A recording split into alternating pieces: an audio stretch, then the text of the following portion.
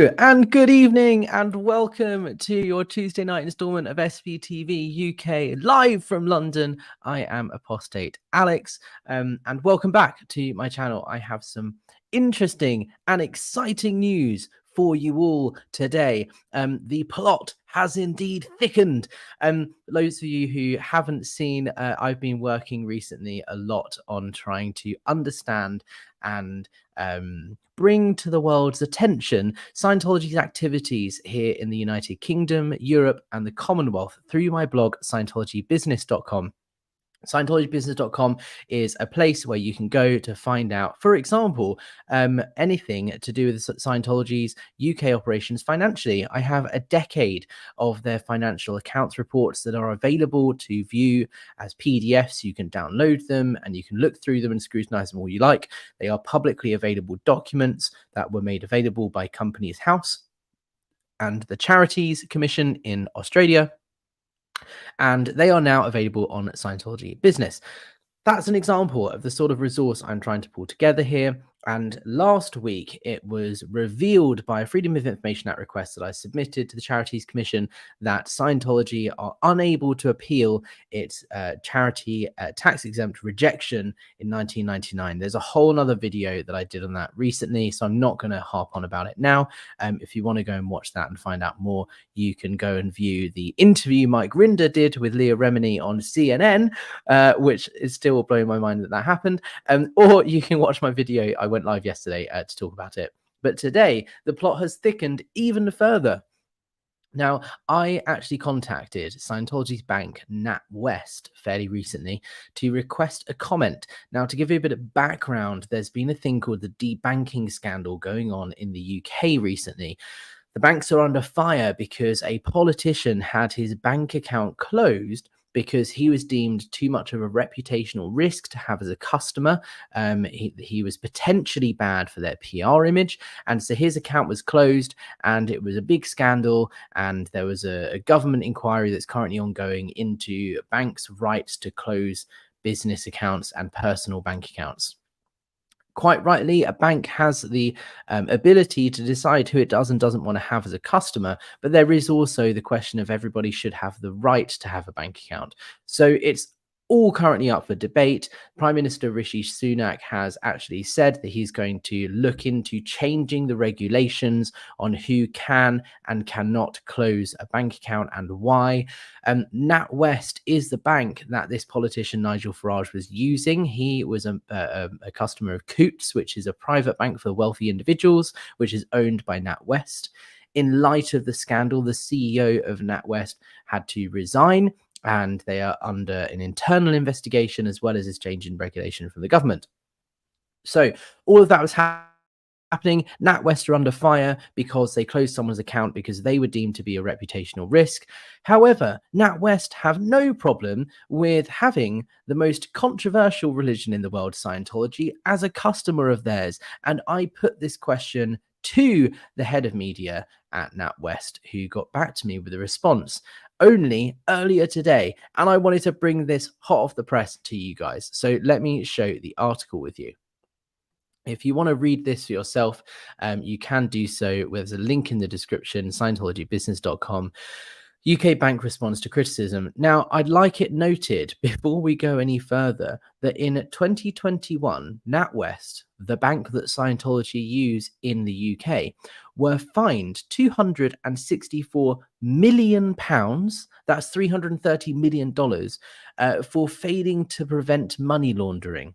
Long story short, a criminal group was laundering money through NatWest. They were dropping off bags of cash that was laundered and depositing it in their bank account, and NatWest let them get away with £400 million of money laundering and fraud. They were fined in 2021 and admitted that they had done wrong, and they failed to prevent this due to their systems being overwhelmed with too many reports of fraud. This is the history NatWest have as a bank, and this is the bank that Scientology use in the UK. Now, this is the article here. We will read through it very briefly. So we talk here a lot about what I just mentioned about the debanking scandal and the termination of Nigel Farage's account here. The Church of Scientology, which is widely regarded as the world's most controversial religion, banks the NatWest in the UK, and despite its policy on reputational considerations, has not seen its accounts closed and continues to use its services to engage in questionable financial activities. Now, the statement NatWest actually issued was, "Decisions to close an account are not taken lightly and involve a number of factors, including commercial viability, reputational considerations, and legal and regulatory requirements." Now, my question here is, how does Scientology not fit the bill here? They present a very clear reputational risk because they are the world's most controversial religion. They present potential commercial viability issues because Scientology at the moment is in $100 million of debt to its US counterparts because it borrows money from the Church of Scientology International and it pays it back with interest. Currently, the Church of Scientology in the UK owes 5 times its annual revenue to its overseas counterparts. That is a greater proportion of debt than an individual is allowed to have when it comes to taking out a mortgage. In the UK, if you want to buy a house, the value of the mortgage you can get is capped legally at 4.5 times your annual income. You cannot borrow more than 4.5 times what you earn. Scientology owes 5 times its annual income to its US counterparts. So there is a real commercial viability question there. And when it comes to legal and regulatory requirements, Scientology absolutely fit the bill here because of past allegations of fraud and money laundering, which we're going to get into right now. In 2021, NatWest admitted its failures in anti-laundering measures, and it was fined £264.7 million for accepting deposits of laundered money. And the FCA, which is the Financial Conduct Authority, stated NatWest did not properly investigate numerous warnings generated by its system designed to flag suspicious activity. Now, I don't know how many warnings they need to have that Scientology engage in suspicious financial activity, but the question that I want to raise is, was it flagged and has it been ignored? Was it flagged and it's been investigated and it's been found Scientology have been doing nothing wrong financially? That's a possibility. Or has their system failed them yet again and Scientology's questionable financial activities have been going on without them even knowing? That's the question that I'm raising with this article, and this is a question that I posed to NatWest. This is a picture here of John Travolta presenting the City of London police with 2 checks on behalf of Scientology before they opened their London building in 2006. Now, the checks are for £5,000 each, so £10,000 in total. It is part of a wider scheme of safe pointing that Scientology engaged in to try and win over local authorities, important people, and the police and so on before it opened its new building. It's not entirely relevant to this article. There is a separate one if you want to read it. But the main point here is the checks that John Travolta are holding, the checks that John Travolta is holding, brand the NatWest logo. They are very clearly NatWest checks, as you can see here. That is the NatWest logo. So it's very clear, and it has been publicly shown by Scientology. They are customers of NatWest. So this is not confidential information in the slightest. We talk here a little bit more about the tax exemption rejection, which we talked about in yesterday's video, so go and check that out if you haven't already. Kozrecki's filings with Companies House show a number of loans and mortgages to Scientology that has been granted by NatWest, and in 2006, this is talking about the check here. Now, the Chase Wave. For those of you who don't know, Scientology engaged in alleged fraud and of a credit card fraud nature, money laundering, earlier in its history between, I believe, the years 2013-14 to 2019. Essentially, Tony Ortega revealed on his website that Chase Bank had blacklisted Scientology from its transactions because Scientology engaged in a campaign of trying to encourage its members to take out loans, or in some cases, taking out loans themselves on behalf of its parishioners and taking out credit cards and so on to pay for services in advance. Another thing it's accused of doing is applying for loans for on behalf of people who had passed away, and also racking up millions of pounds and dollars worth of debt on behalf of elderly customers, knowing that the moment they are declared bankrupt or the moment they pass away, that debt would be wiped off and that money stays in Scientology's accounts. This was known as the Chase Wave, and it's not the first time that Scientology has been accused of this sort of thing. Which we'll get into in a second. But as Tony Ortega said in his blog, the church developed a specific high pressure routine to encourage members to rack up huge credit card bills, which not only left them under crushing debt, but also created a backlash from the credit card company. Now, this is where it becomes interesting. Scientology's UK accounts show a dramatic increase in revenue through the time the Chase Wave was ongoing.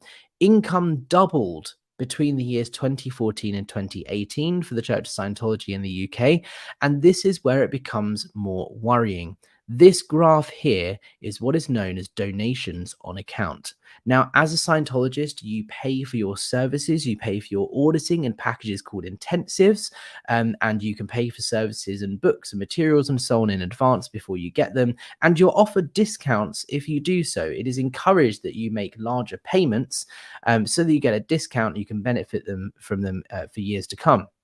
Now, the donations on account is undelivered services. This is the amount of money Scientology is holding on behalf of parishioners, and that number should be going down if Scientology are delivering those services, right? So the graph should, if Scientology are actually doing their work and delivering services, should go downwards. Unfortunately, it's going the other way. We can see clearly here from between 2014 and 2018, 2019, there was a huge fundraising campaign here where parishioners have been donating more and more money to the church, and it actually more than doubled throughout this period of time.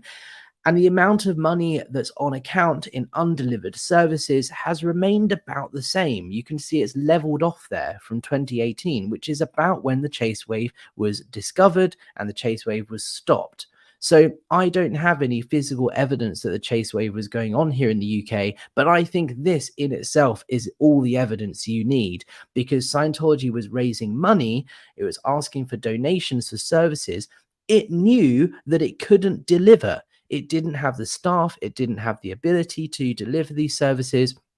I believe it was never intended that the services were actually going to be delivered. They just had a cash grab activity going on. Scientology thought this is a great way of getting a bunch of money into our accounts, and we're just going to go and do it. I believe that's what happened, and I believe that's what this graph here shows. Allegations of fraud are nothing new for Scientology. In the 1990s, American Express conducted an internal review that resulted in the termination of payments to the church. This is another example of how the church is engaged in potential fraud in the past. Long story short, American Express had a similar thing. Scientologists were encouraged to pay for things like their patron status, which is an IAS thing, that's your level of membership to the International Association of Scientologists, and pay for courses and things in advance, and pay for them on an American Express card, because it was quite easy at the time for Scientologists to get credit and get loans and so on. Amex found out about this and said we're not happy, and did an internal investigation, and as a result blocked all payments to Scientology organizations across the world, as I understand it. Now, this is exactly what happened with Chase Bank and the Chase Wave, but this happened, 20, 30 years ago. So allegations of fraud are definitely not something new. This is something Scientology has been shown to be engaging upon for many years, and it is part of their fundamental nature and ways of operating.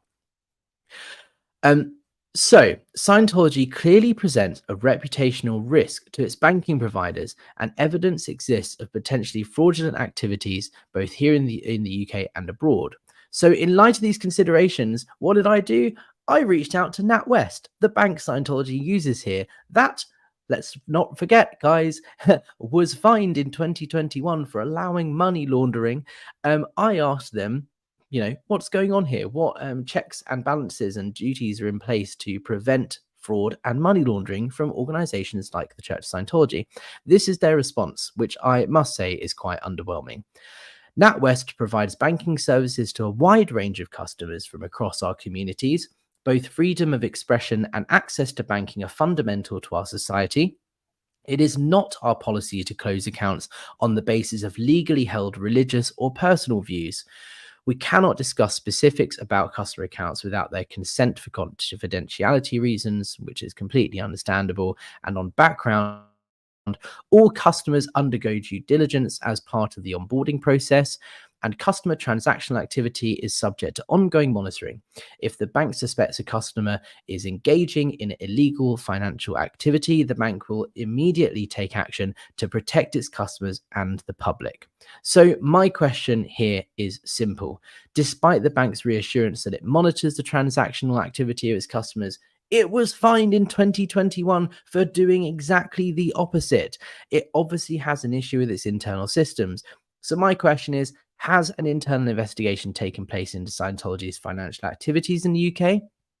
And how can Scientology deem the reputational risk of political figure Nigel Farage greater than the world's most controversial religion, also known as Scientology? That's the question I wanted answering, and that's the question NatWest failed to answer. So that is where we're at, guys. Scientology's bank are standing by them and saying that if there's any fraud or anything suspicious going on, we'll find out about it and we'll close their accounts. But the question is whether they've done that or whether they have completely slipped past the net or slipped through the net, because this fraudulent activity and credit card chase wave scandal happened almost a decade ago. So my question is, NatWest, who's responsible here, and when are you going to step in?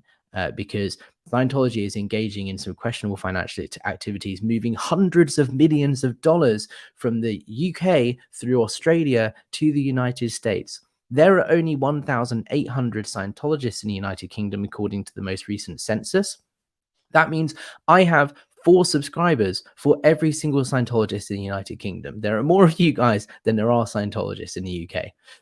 How on earth have they raised so much money, and how on earth have they been moving it around the world and changing it from different currencies? It's questionable and something that needs noting, because this is a sort of information that will become integral to proving Scientology's lack of public benefit when they make their next application for charity status, which I believe will be happening imminently. I believe that the evidence is there that Scientology is preparing to make another application, and it's putting its ducks in a row and getting itself in a place where it can say, hey, look, we were recognized as a religion, our buildings are places of public worship, and therefore we have a public benefit. And these sorts of financial irregularities are integral to that case when it does happen. So, guys, put your questions in the comments. That is me done for the ramble on this matter. Thank you so much for tuning in.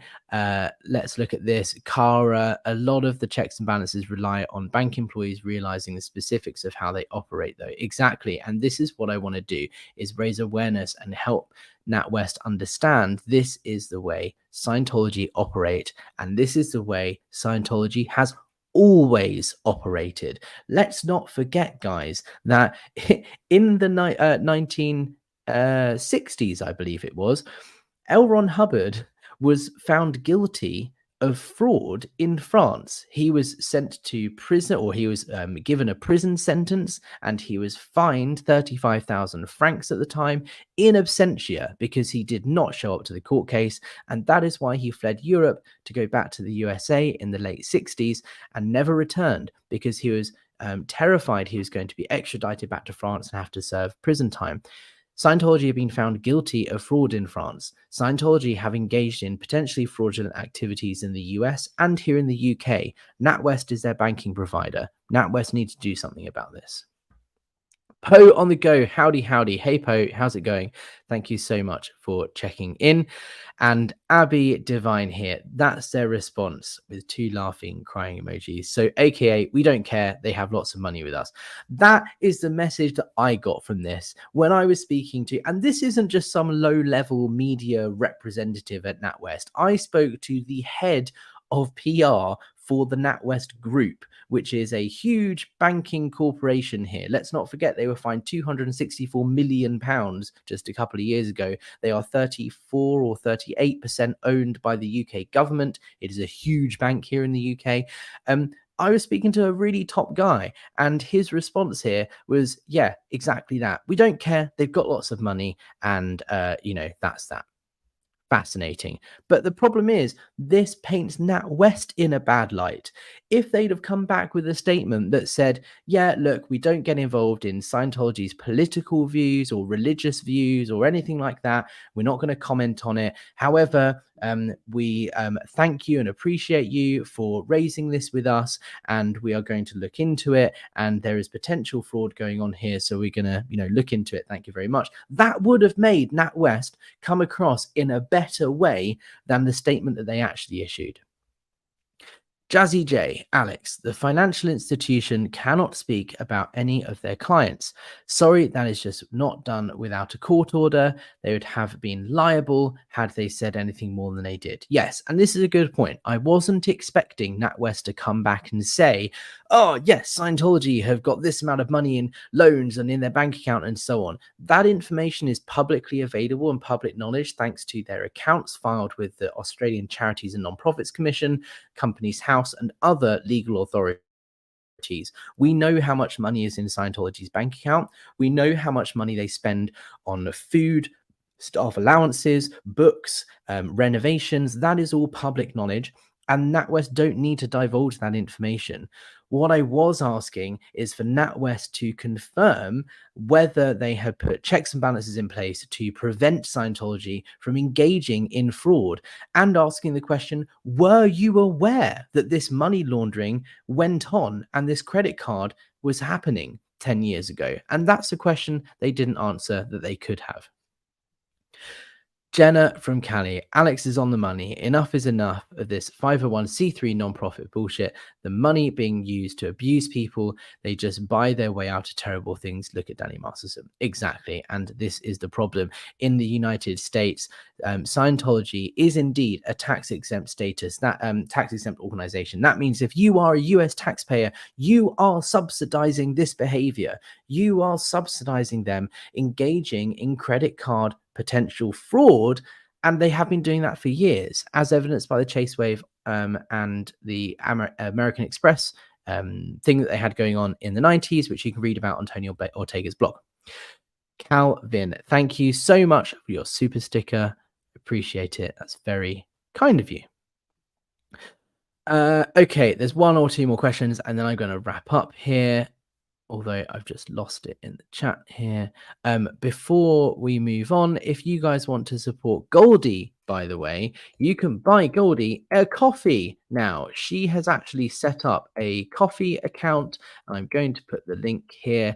I've had merch in my merch store for a while, which all the money from the proceeds of the Goldie collection go to her. Goldie has now set up a Buy Me a Coffee, so you can donate directly to her.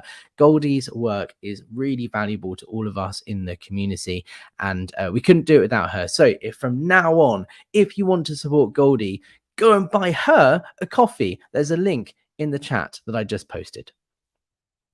Pearl on the go. Isn't that the same kind of response they give when it's discovered they ran funds for mafia cartels and fraudsters? Well, you think that. It's not the same response they gave when they were found guilty of doing exactly that, Poe, just 2 years ago, when they were fined £264 million for failing to prevent money laundering. It's because a gang was using NatWest to launder their money, and NatWest's response were, yeah, look, we're sorry, we did wrong.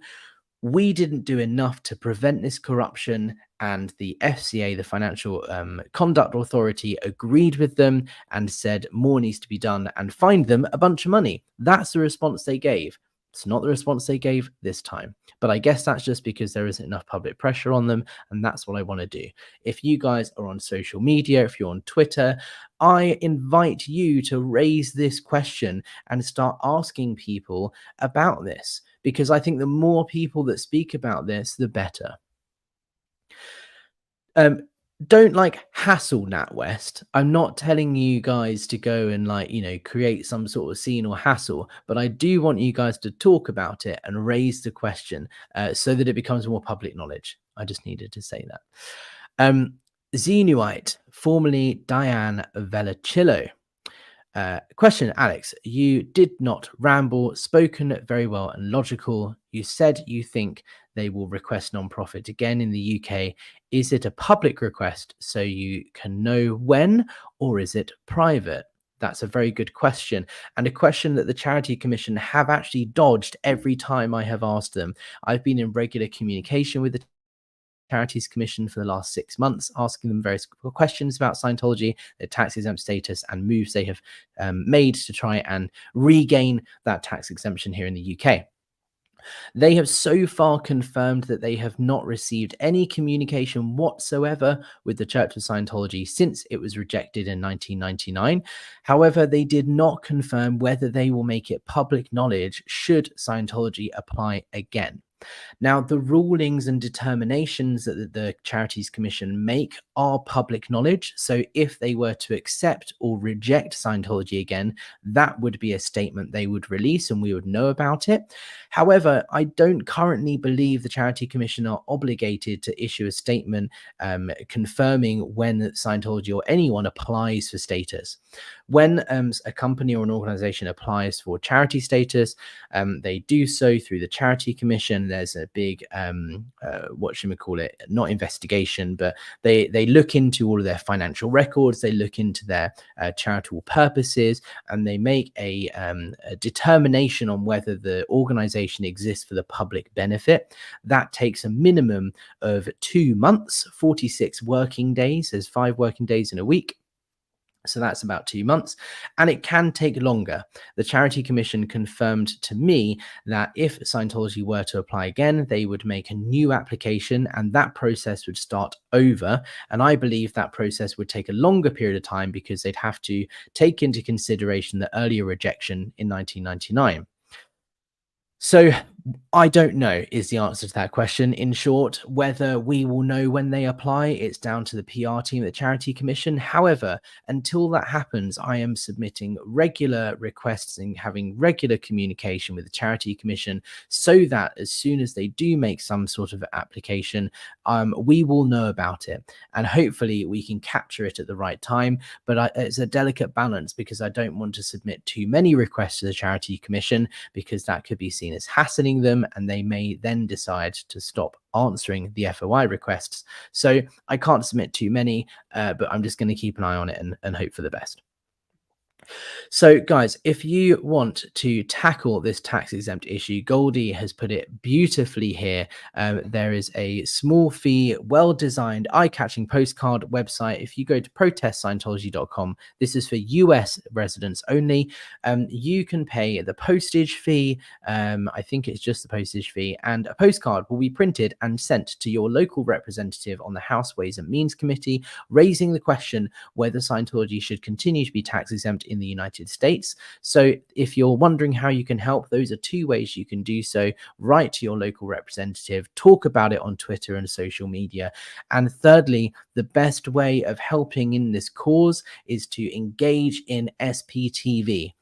Whichever SPTV creators you watch, whether it's myself, Aaron Smith-Levin, Ian Rafalco, Chris Shelton, Amy Scobie, there are now over 40 SPTV creators. The best way of helping in this cause is to engage with as many as you can, follow, subscribe, like, share, comment, because the more people that see our videos, the better, and the more of a public thing this will become. And that's what's going to become important, is making people realize this is not just an issue of the abuse and the manipulation and stuff that goes on in Scientology. That is very bad, but Every single US taxpayer is subsidizing this behavior. It is therefore something that affects every single US taxpayer. Even if you, as a US taxpayer, haven't had any Scientology experience and you're not personally affected by it, you are personally affected by it because your money is going towards this thing, whether you like it or not. And if you're in the UK and want to do something about it, get in touch with me. I have a plan. There's a few things I'm working on. So get in touch and we can hopefully devise a little plan to make it more publicly known that this is an issue. Mike Rinder, as I mentioned yesterday, very kindly talked about the UK tax issue on CNN yesterday. And Leah Remini, I also found out, actually retweeted one of my tweets, which led to quite a large number of people looking at Scientology business. So thank you, Leah, to that for that. If you're watching this, which I doubt you are, but thank you anyway.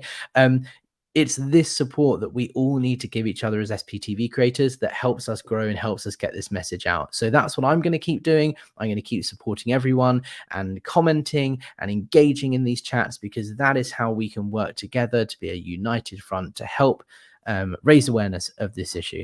And if you guys want to support my channel, you can do so by buying me a coffee. There's a link in the description, or you can go to PayPal. You can buy merch as well, apostatealex.com. There's t-shirts like this one with SPTV crew on it if you want to get yourself kitted out with some stuff. But otherwise, the best way, as I've always said, like, share, comment. Thank you so much for tuning in, everyone, and I will see you very soon.